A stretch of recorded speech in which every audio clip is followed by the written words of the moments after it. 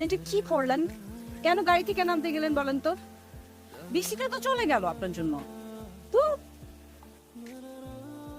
খুবই সরি, আমি বুঝতে পারিনি।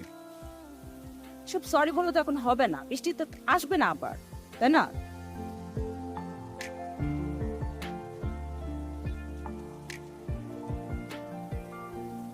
এই যে, আপনার নামটা কি?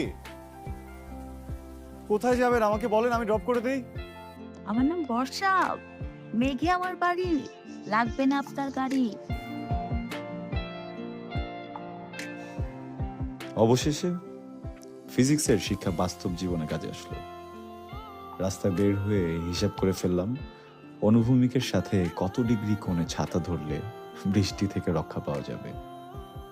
কিন্তু ছাতাটা বেইমান, উল্টে গেল, এরপর তো উড়েই গেল।